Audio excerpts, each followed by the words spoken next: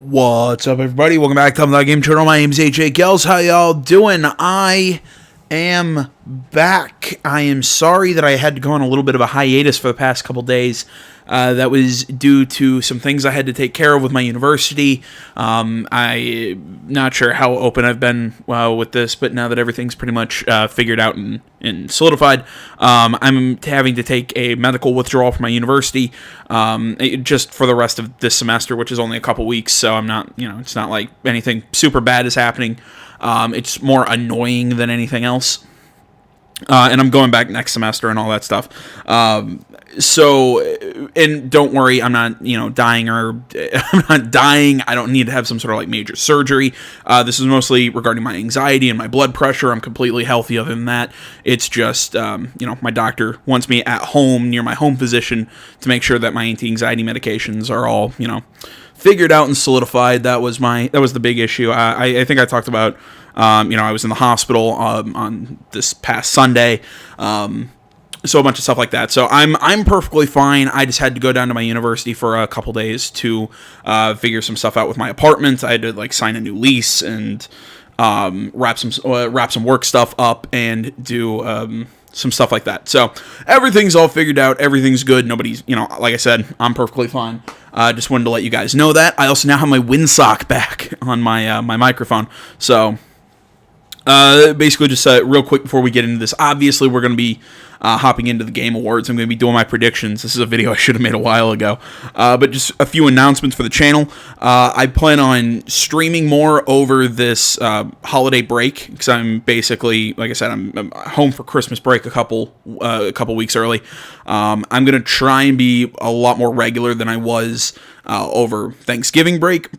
Probably not every day. But I'll probably stream 3-4 times a week, starting in the next week or so. And maybe even that's too ambitious. I'm still trying to get a good schedule for that solidified. Next, I believe next Tuesday is a ton of new stuff coming out. I think that's really like the last brand new game stuff. I probably won't start. I might start another series here or there. Because I have the Kingdom Hearts bundle. I have the Spyro trilogy on Xbox One, but those might be the only other two new games that I start later in December. I'm not sure yet. Either way, next Tuesday is Just Cause 4, The Last Tiger for Battlefield 5, that final war story, Mutant Year Zero, and The Council, the final episode, is also releasing on that day. So we got 4 new games coming out. Well, I guess 2 new games and 2 continuations next Tuesday. We'll be playing all of them. Keep check those out here. And other than that, we're going to continue on with Darksiders 3, FIFA 19, Assassin's Creed Odyssey, Red Dead, everything like that. I haven't played Red Dead Online yet, mostly because I've basically been away when it really started getting big. I'll probably give it a shot before it launches, full, because I think it's still in the beta right now. But that's all for the future. All right, I've yacked enough about crap that doesn't matter anymore. Let's hop into my actual predictions for the Game Awards. I'm sorry about all the announcements. I just wanted to get all that stuff out. So we're going to start with the best multiplayer game, and we're just going to work our way up the list, because I think these are kind of the more quick hitters for me, because honestly, me, I'm not a big multiplayer guy, but we got COD 4, Destiny 2, Fortnite, Monster Hunter World, and Sea of Thieves, which I think this is a fucking joke that this got nominated for a Game of the Year. Mostly because I think Sea of Thieves is crap. I think Microsoft is honestly trying to shoot itself just square in the foot this year, and I can't figure out what they're doing. So obviously, I'm knocking this one out immediately. Monster Hunter World, cool ideas. I don't like it, but I definitely see where people would love it, but I don't think it's going to win this category. So again, knock this one out. On to the game that I think will win is going to be Fortnite. I think people just with what Fortnite has been for a cultural phenomenon, I think people absolutely love the game. So I think Fortnite's going to end up winning this category. Destiny 2, again, good continuation for Destiny, but I think Destiny's really kind of fallen out of favor.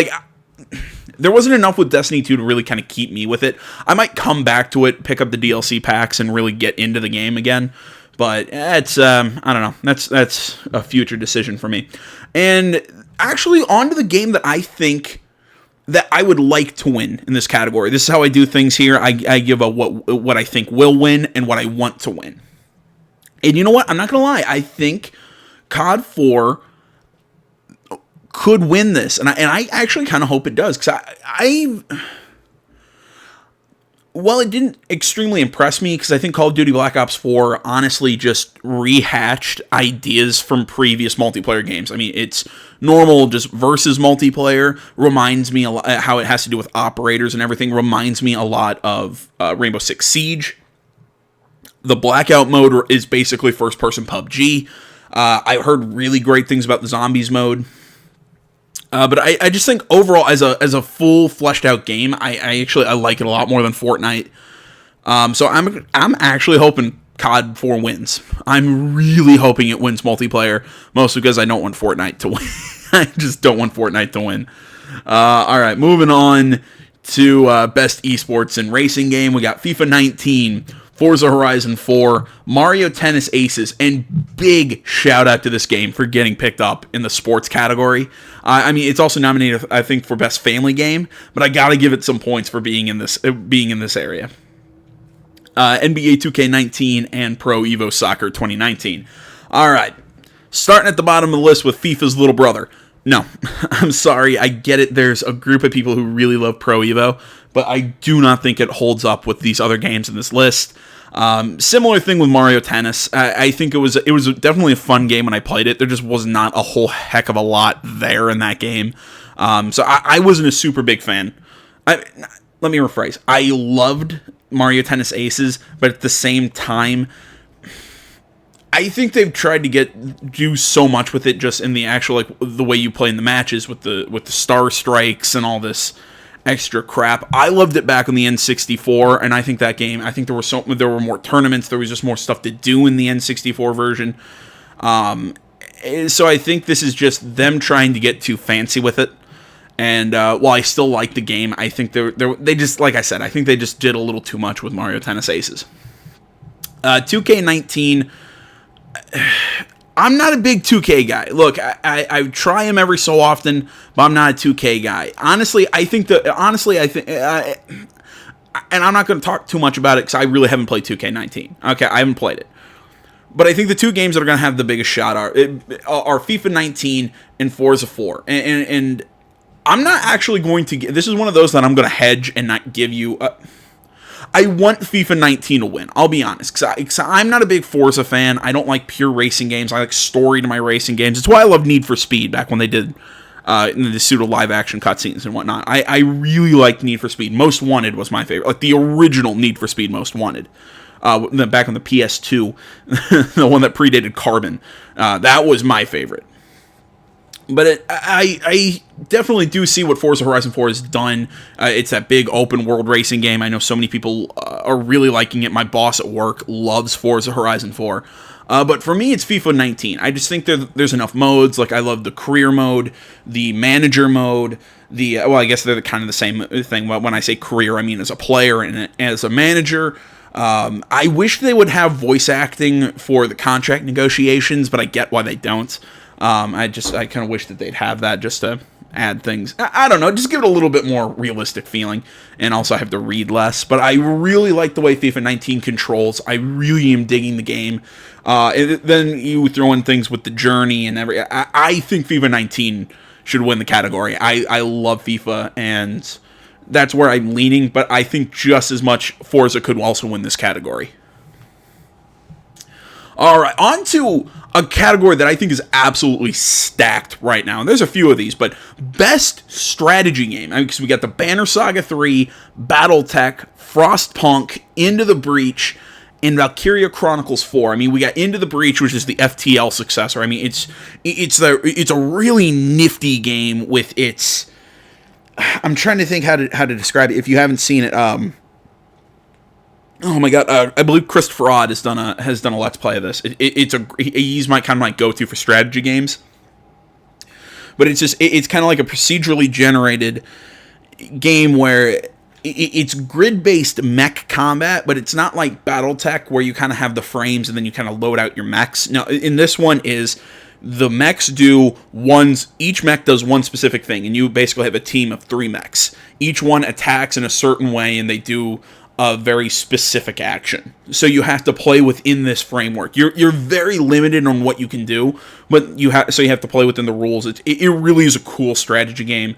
I mean, it's got this pretty old school art style to it. I mean, I think Into the Breach is an awesome title.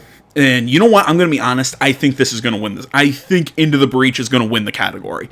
I'm not going to lie. I think it will win the category as best strategy game.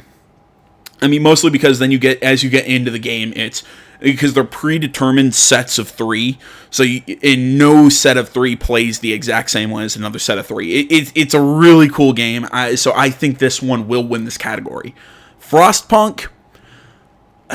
I'm going to actually, this was the first one I knocked out when I first saw this list. And nothing against it. I mean, it's kind of a city builder, city management sort of game set in a Frostpunk world.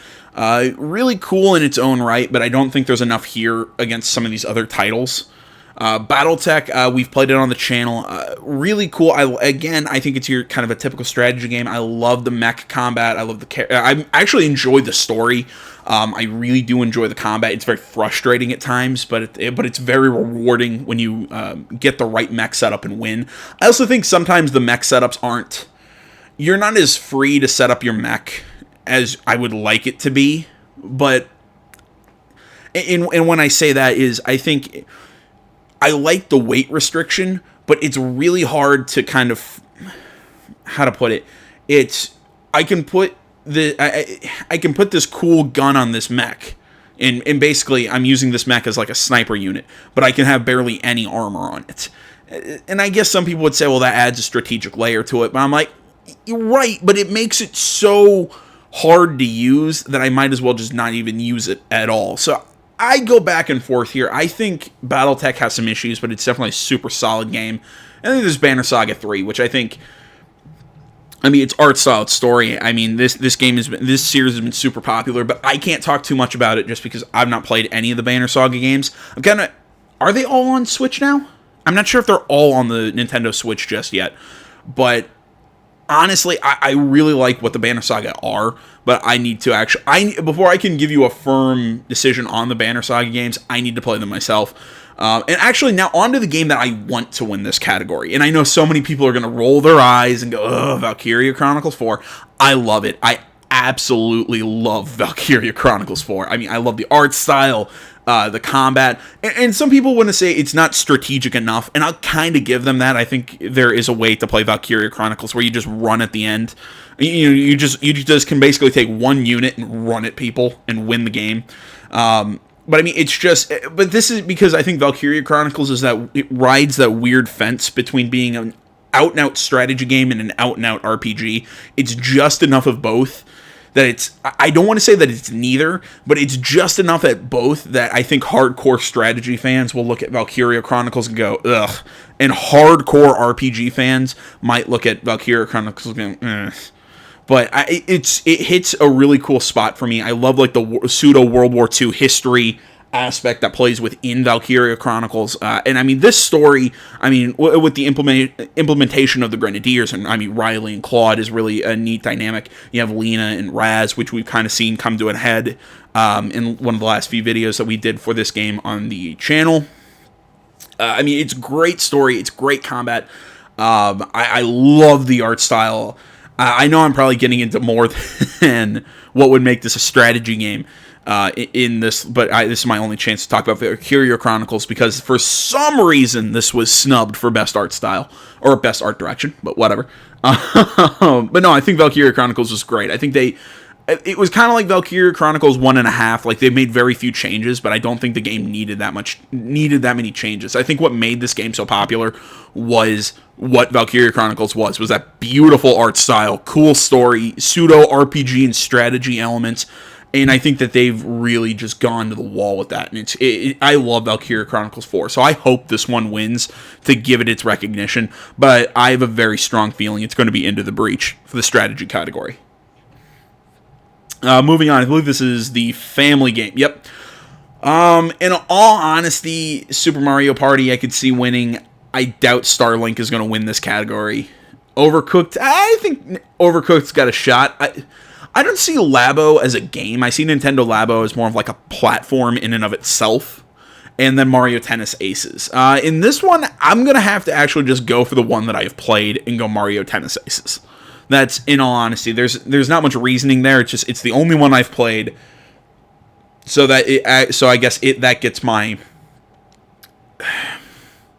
Yeah, you know what, and you know what, actually this is going to be a hedge. I think it's going to be either Super Mario Party or Mario Tennis Aces, because I know the most about them, and I think it fits the category for the best game appropriate for family play, irrespective of genre or platform. And I think that's what these two Mario games do. So that's what I'm saying. I'm hedging here. Mario Tennis Aces or Super Mario Party will end up winning this category. So, like I said, these ones are going to be kind of quick with these fighting games. Same with fighting games.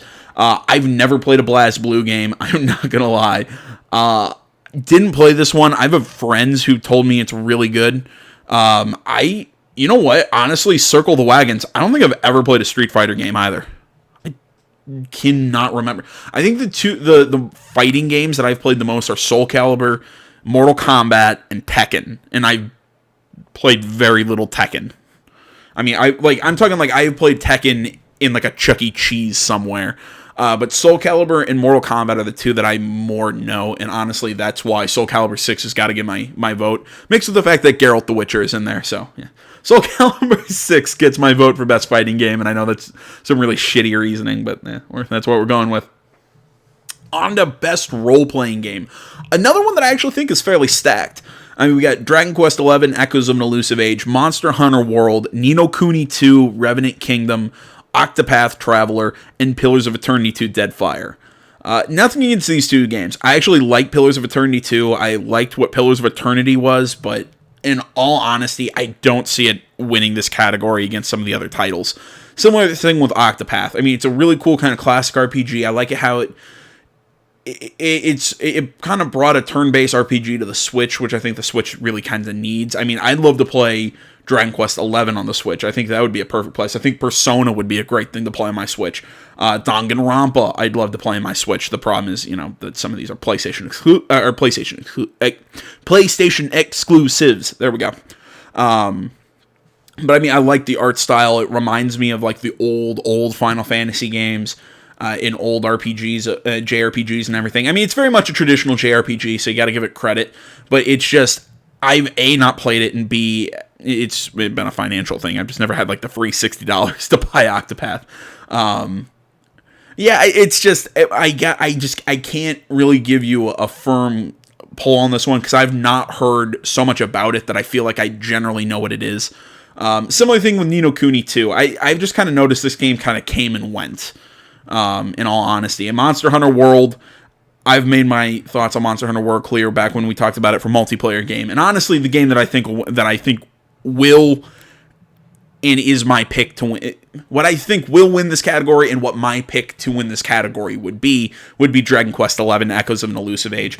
Honestly, when this game first came out and I played it for about 2 hours, I was like, okay, it was all right. And I think I ended up deleting it just to make some space in my hard drive. But very recently, I brought it back when I got my external hard drive, so I had more room to play games. Or just for, like non-Let's Play games. And holy shit, this game has just dragged me in. I mean, it's beautiful art style. I love the voice acting. The character building system, which is the way the skill tree works, because it branches out from the center point by taking skill points that you gain from leveling up. It's how you gain different skills and everything. It kind of reminds me of the Revelation system from Rogue Galaxy, one of my all-time favorite JRPGs. And I know that might be weird to some people, but if you haven't played it, Rogue Galaxy, I think it's on the PS4. It's a PS2 classic. It's like $15. Well worth your time if you haven't played it. Rogue Galaxy is phenomenal. But yeah, the character builder system reminds me of the Revelation system from Galaxy. It reminds me of Final Fantasy XII's license system. It's a really cool thing. I mean, all the characters are different and fun. I mean, it's just got this super pretty art style. I mean, it's very much just this classic JRPG style of game that I absolutely love to play, but also it finds a way to modernize the classic JRPG systems that I love. And again, then you throw in a beautiful world, characters, everything. This is my pick for best role-playing game is Dragon Quest XI. Okay, on to the category that I think will determine Game of the Year, and that is the best action-adventure game category. As my cat's freaking out somewhere in my room. It's scared me a little bit. Okay, so we got Assassin's Creed Odyssey, God of War, Marvel Spider-Man, Red Dead 2, and Shadow of the Tomb Raider. Now, look, when I played Shadow of the Tomb Raider, I think I gave it a 6 out of 10, and I'm really disappointed with how they ended the new Tomb Raider series, because I've loved Crystal Dynamics' Tomb Raider. But honestly, I thought this game was not that great, so I'm going to knock it out right there. Now we're left with 4 Game of the Year candidates.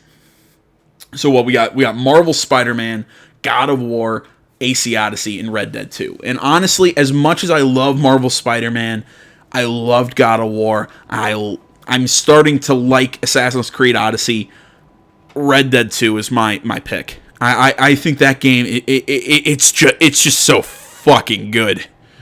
I mean, it just, with the way the world is built, the way the characters interact with each other, the way that the player interacts with the world and the characters, it's so pretty. It's so good. It's just Red Dead 2, I think right now is the pinnacle of what a video game should be. I've always said this. There are 2 studios that I have almost complete faith in, and that is Rockstar Games and CD Projekt Red. Rockstar for what they did with GTA 5. For some reason with Red Dead 2, they didn't sell me by saying Red Dead 2, but the more and more I saw and heard about this game, I'm like, oh, this is going to be good. This is going to be good. And then there are moments where I'm playing Red Dead 2 where I'm about ready to cry. It is so good. But yeah, Rockstar has almost my complete trust from here on out. Like, they can do anything. And Red Dead 2 was phenomenal. So I gotta give this category to Red Dead 2. Although, big credit to the rest of these games. I mean, there were some phenomenal games in this category. This was not an easy choice, but this was both an easy choice and a not so easy choice, because I loved God of War and I loved Spider-Man and I like ACO. But I think Red Dead just stands just a little bit higher than the other ones, so I gotta go Red Dead 2 for that category. On to Best Action Game, which I've talked COD 4, Destiny 2, again, Far Cry 5 I was not a big fan of, and Mega Man 11, I don't like Mega Man, full stop. So honestly, I think this one's going to be held by Dead Cells. Just everything I've heard about it, people have been absolutely loving the game. I mean, what I've seen of it, it's a really cool concept, beautiful, slick gameplay, with its art style and everything. So I got to go Dead Cells on this one. I know that's a pretty quick category, but yeah, I think Dead Cells is gonna hold Best Action Game. Best VR game. So we got Astrobot Rescue Mission, Beat Saber, Firewall Zero Hour, Moss, and Tetris Effect. Why the fuck is this a VR game? I do not get why Tetris in VR is better than Tetris on the Game Boy. Honestly, I think this category is going to be held by Moss. Again, it's just what I've seen of it, what people have said about it. I've kind of been gauging things on Twitter. I've not heard about any of these other games. I mean, Beat Saber's basically DDR with lightsabers. I have no idea what the hell this game is. Firewall, it's a first-person shooter, kind of like a tactical shooter. It tries to kind of be like a CIA thing. But just from what I've heard more about Moss than anything else, I think it looks the coolest. I think one of the more original ideas. Granted, you're not playing something in first person. You're kind of playing like an omniscient being helping this little mouse. But I've heard the most about Moss, so I'm actually putting my vote behind Moss to win Best VR Game. Honestly, I'm going to skip mobile because I don't do a lot of mobile gaming, even though if I had to guess, I would guess it's either going to be...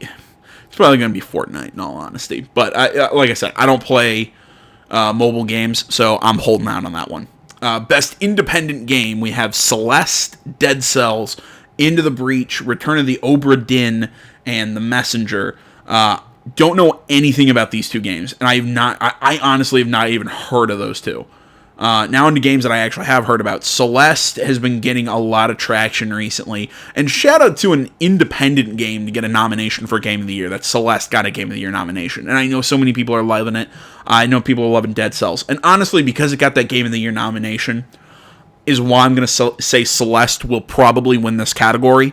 But I got to put my vote for what should win this category, or what I think, who I would vote to win this category is Into the Breach. Because I really think Into the Breach found a way to do old school games. It's something I really like. When you can do an old school concept new, I really liked Into the Breach. And I think Into the Breach, I'd like to see Into the Breach win, but I think Celeste is going to easily have this one. Games for Impact. This is always a weird category for me because I barely ever play the games for Impact. Usually, it's going to be Life is Strange for me because I usually just vote for Life is Strange when it comes to games for Impact because I usually don't care for games. I don't care about the category, and usually they're more the artsy type games. But I got to go Life is Strange because it's about, like I said, the only one I played. On to Best Performance. Now, another really stout category that I'm going to have trouble picking this one. Brian Deckard as Connor from Detroit Become Human. Christopher Judge as Kratos from God of War. Milisanthi Mahut, hopefully that's correct, as Cassandra from ACO. Roger Clark as Arthur Morgan in Red Dead. And Yuri Lowenthal as Peter Parker from Marvel Spider-Man. I'm going to be honest. Deckard, Mahut, and Clark, as much as I loved their performances and their individual roles, I mean, she was the reason why I picked Cassandra over Alexios, because I thought her voice acting in all the preview material was great. I love Roger Clark's Arthur Morgan. I think Morgan is written well, but I think he delivers his character just in such a cool way. I think I was watching Outside Xbox, and they were talking about the way I play Arthur Morgan isn't really how I think the character is supposed to be. And I'm sitting here going, no, I think Arthur Morgan was kind of written to be this kind of not blank slate, but kind of this gray area character where he'll rough you up if it's business, but that's what it is. It's business to him. It's very rarely personal. He's not a psychopath, but he'll mess you up if that's his job to do it. But I think he's, in all honesty, a nice guy. And I think Roger Clark delivered the role in such a way that he's very rough around the edges, very gruff and very angry when he has to be. But then you see these moments like when he's dealing with Mary Linton or sometimes with some of the members of the camp where he's just having these moments of introspection. And Roger Clark nailed the role, in my opinion. And then again, Brian Deckard, Connor was my favorite out of Detroit, and I got to give him some points for that role. I loved Connor in Detroit. But there was something about Christopher Judge's Kratos where you see him interacting with Atreus and the way he delivered these lines. The entire act where he was going back to get the Blades of Chaos alone without Atreus, and he's seeing Athena talk to him, and then they go into the underworld and he sees these visions of Zeus and he's dealing with his past, was such a great freaking moment. I absolutely loved it. And then Yuri Lowenthal added just I was talking with a buddy of mine on this one, and he told me that without a good voice actor for Peter Parker, this game would have probably fallen apart.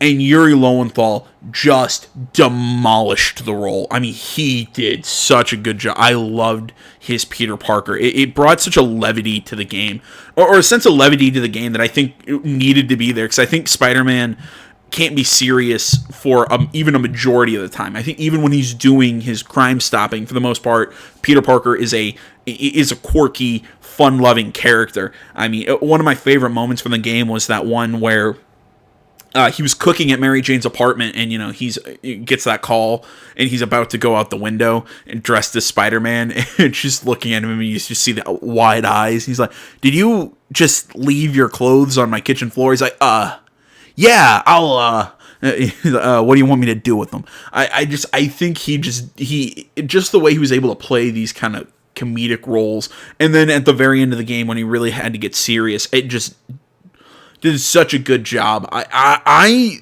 have a hard time telling who's going to win between Lowenthal or Judge, but I give my slight edge, honestly, to Yuri Lowenthal. I think he will win. But if he won't win, it's going to be Christopher Judge. It's going to be one of those two. And it is so hard for me to decide. I like them both so much for different reasons, but I think there was just a little bit more range in the character of Peter Parker, and I think that might be because of the writing. There was a little bit more range for Yuri Lowenthal to show off than what Christopher Judge had to show off, but I'm not trying to take away from Judge's performance. I mean, Judge just did so well as Kratos. This actually might be the category that I had the hardest time deciding, but I give it just an eke of an edge to Lowenthal. I think Lowenthal will win this one, but if he doesn't, it's going to be Christopher Judge. And if any of the other three win, and again, nothing against them, I think those two are robbed, in all honesty, because I think they were a shoulder above the rest of them.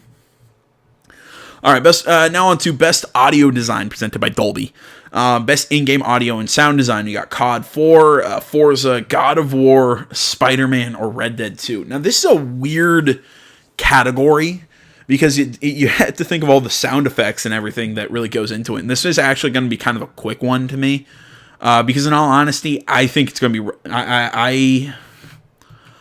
I'm going to go Red Dead. I'm going to go Red Dead on this one. And I'll explain why. It's the nature sounds, just the sound of just being in the environment, the animals, the way that the guns crack. It's just such a satisfying sound to them. I got to give it to Red Dead 2. In this category. This is such an odd category that I think any one of these games could win for any reason. But my edge goes to Red Dead 2. I believe the next one is Best Score and Music. Now this one's a little easier, presented by Spotify. I mean, Celeste was great. From what I've heard of Celeste soundtrack, it's good. God of War had a great soundtrack. I really don't know about Ni no Kuni, really don't know about Octopath, and Red Dead 2 is, again, I like it. But I think everything pales in comparison to what Marvel's Spider-Man soundtrack was. It was just so regal, so heroic. Every time you're about to start web swinging and you hear the strings, yada-da-da, yada-da-da, yada-da-da, yada-da-da, and then the horns come in, and it's such this build to the build and the crescendo up to the big impact moment, and you're swinging through the streets. It feels like you're watching a Spider-Man movie. And this is honestly what I loved about Spider-Man the most. This was the first game to really make me feel like Spider-Man while playing it. It was so good for so many reasons, but its soundtrack just has stuck with me. And I can just swing around New York in this game just to listen to the Spider-Man soundtrack. So I gotta go Spider-Man on this one. That one, it's one of those that there's some good candidates here, but I think Spider-Man was the easy pick. Moving on to Best Art Direction. Assassin's Creed Odyssey, God of War, Octopath, Red Dead 2, and Return of the Obra Dinn. Again, pretty game, super pretty game. Use the unique art style. I think it's weird that the Octopath Traveler got nominated here and not Valkyria Chronicles 4. But that's just me. But again, pretty game, but it doesn't set itself apart. I mean, Red Dead 2, I think, deserves to be here because of the way the world was built, the way that world looks, interacts with itself. I gotta go Red Dead 2 for art direction, but what I think will win the category will be the Obra Dinn, and I'll explain why. It's just, you look at it, this kind of like this black and white, this art style is so kind of quirky and unique. I think that's what people are going to look at. That's what the judges are going to look for this category. So my vote is I'd vote for Red Dead 2, but I think it's going to be Return of the Obra Dinn is going to end up winning this category just because of it's the uniqueness of the art style. I think it will win this category. On to Best Narrative. We have Detroit Become Human, God of War, Life is Strange Episode 1, Marvel Spider-Man, and Red Dead 2. For this, I'm actually going to eliminate Life is Strange 2 immediately, just because I think the first episode wasn't enough to really dig me in. I mean, I really liked the first episode, but it's not enough yet to make me say, oh, Life is Strange 2 is really good. I'm actually going to eliminate Red Dead 2 from this category next. I mean, I've not finished Red Dead 2. I like the story. I like the way it's told, but against some of these other games, I don't think its narrative is itself. While it's very good, it's not enough to compete against something like Spider-Man or God of War. Same thing with Detroit. I think Detroit had so many really cool. You know what? Actually, no. The next game, I've been contemplating this category for a while. I'm actually going to eliminate Spider-Man, and I'll tell you why. For me, Spider-Man, while it had that kind of levity to it, it was really nice and fun.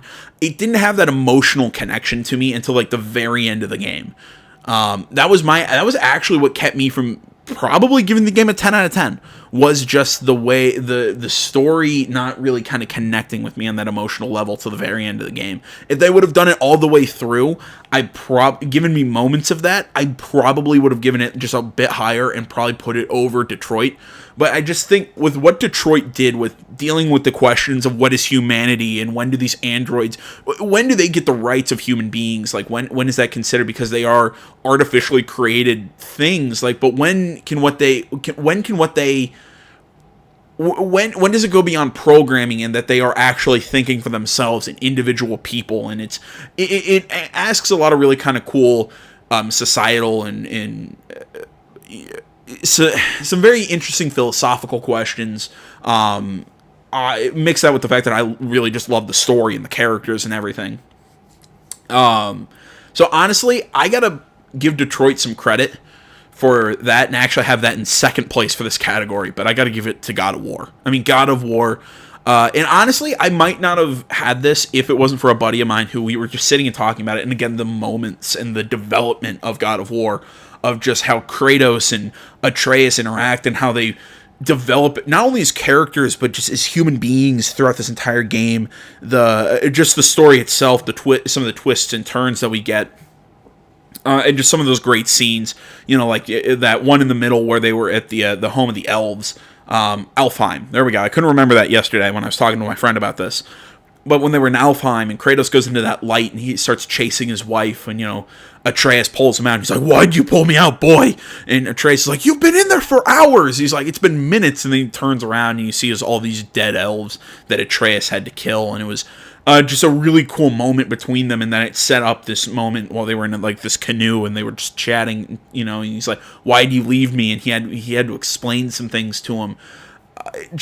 There were so many great just moments in God. It's like also, like I said, that scene where he's going to get the blades of chaos and there's Athena and there's that entire time in the underworld, and there's so many just great narrative points in God of War that I actually have to give my entire vote. Will win, should win, I think will win all of that God of War for best narrative. Moving on, game direction. Now, this is one that I think people are not going to see who are not going to fully understand why I'm voting for this. Okay, let's go. Detroit Become Human. Cool concept, nothing new. And nothing new from Quantic Dreams. You know, God of War, again, interesting concept, but not anything out of the ordinary for what I'd expect out of an action-adventure game. Same with Spider-Man, same with Red Dead.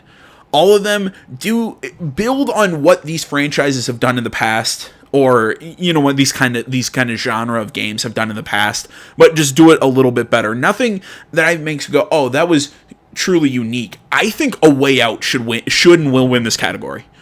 And I think it's because I kind of did this video yesterday. I was on another program talking about this stuff, and I'd say that A Way Out actually made couch co-op cool again. That this necessary multiplayer game of talking to your friend, it's always in split screen. Like you've seen the scene where one of them's throwing a baseball and the other one's swinging the bat, and you can see it from both perspectives. And I think what really kind of puts it over that edge is the times where you're in where one player's in a cutscene, but the other one can move freely about the world and interact with things. It's such a cool idea. It's such a neat concept for a game. That honestly, I have to give it to A Way Out for this one. I think should and will win will be A Way Out for best game direction. Best ongoing game. We have Destiny 2, Forsaken, Fortnite, No Man's Sky, Overwatch, and Tom Clancy's Rainbow Six Siege. Again, I think it's going to be Fortnite hands down. I'm just going to be honest. It's going to be Fortnite. As much as I'm not a big Fortnite guy, I think it's clearly going to be Fortnite just for what Fortnite has done. I'm actually a little surprised Fortnite didn't get a nomination for Game of the Year. I'm a little surprised about that. But whatever. Destiny 2. Oh, wait, did Fortnite technically not come out?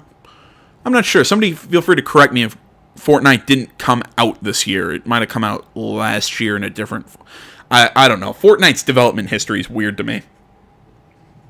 But honestly, I think the problem with Destiny 2 was kind of how I think Destiny 2 had its good launch and then dipped and kind of picked back up, but Fortnite didn't have that dip. No Man's Sky, people hated the game to start with, and they've slowly gained people back, but I think you hit an issue with people like me who are just like, I'm never going back because of the crap that I dealt with when the game first came out. Maybe I can be persuaded to it, but honestly, I've not heard anybody talk about No Man's Sky like they've talked about Fortnite. Hell, I've not heard anybody really talk about No Man's Sky. Maybe every so often we'll hear someone say, hey, go back, give it a shot, but that's very minuscule. I mean, Overwatch is still around, but I think it's kind of dipped from how good it was. I mean, granted, it won Game of the Year. You got to give it some credit, but I really don't think Overwatch has kept its meteoric success. And I think it's basically been replaced by Overwatch, or has been replaced by Fortnite, excuse me. And then we have Tom Clancy Rainbow Six Siege, which honestly, again, I don't think it can compete with Fortnite. I gotta give it credit, though, that it's really kind of kept kind of petering, I'm sputtering, putting, I can't think of the right word to put, but it just keeps kind of chugging along, doing its own thing. And honestly, I've played a little bit of it, I've seen people play it. Good game. It's well done. I'll say that. But I think Fortnite's handily got this category in the bag. Now on to Game of the Year, which is ACO, Celeste, God of War, Marvel Spider-Man, Monster Hunter World, and Red Dead 2. And I've pretty much talked about all these games in some way, shape, or form, and I think it's going to be Red Dead. It's like I said, for who won Action Adventure, it's going to be Red Dead. I think a buddy of mine actually said that Red Dead would win Action Adventure and God of War would win this category. But it's just with what we've seen in the Game Awards of yore, usually Game of the Year wins its genre. And I think Red Dead 2 is going to win Action Adventure, and I think it should win Game of the Year in all honesty. Because I think there's just so much to this game. I mean, it does the little things perfectly, it does the big things perfectly. And I think when it goes toe to toe with all of these games, I think it beats them hands down. If you held out any of these games to me and would ask, would you rather play Assassin's Creed Odyssey or Red Dead 2? Red Dead 2. Celeste, Red Dead 2, Red Dead 2. You know, all of these, I'd rather play Red Dead 2. So honestly, I think Red Dead 2's got this one. In all honesty, I think Red Dead 2 is going to be our game of the year. That might be a boring thing to a lot of people. Oh, Rockstar win, but I think it deserves it. I think the game absolutely kicked ass, and just super credit to Rockstar Games with Red Dead 2. So there you go. There's my nominations. I'll make sure to keep track of them and write them down. We'll see how well I do. I believe next Thursday on the 6th is when the Game Awards is going on, and I will, December 6th, that's next Thursday. I'll watch the stream and do a video kind of like how I do E3. I'll break down maybe some of the trailers that we get. I've been hearing a lot of stuff, like some Avengers stuff. I believe Samori Roden, you've talked to me about stuff from Rocksteady, stuff from like Borderlands 3, just a lot of stuff. Like, I'm seeing people think that there might be another Alien game announced. So there's tons of really cool stuff. Like Obsidian's next game is also supposed to be picked. Sorry, the dog's barking somewhere in my house. The Obsidian is supposed to show off their new game. So I think there's going to be a lot of really cool stuff at the Game Awards next Thursday. Check back then to see how right I was or how wrong I was. I mean, it's very possible that I am just wrong all over the place. But yeah, those are my picks. Tell me what you think down in the comments. Tell me what you think on social media. That is Facebook, Twitter, the website, minds.com. Links, all that stuff is in the description. Like, comment, you're not already. Please subscribe to the channel. Stay tuned for more next time, guys. But until then, my name's AJ Gels. The Self-Thought Game Channel. I'm out.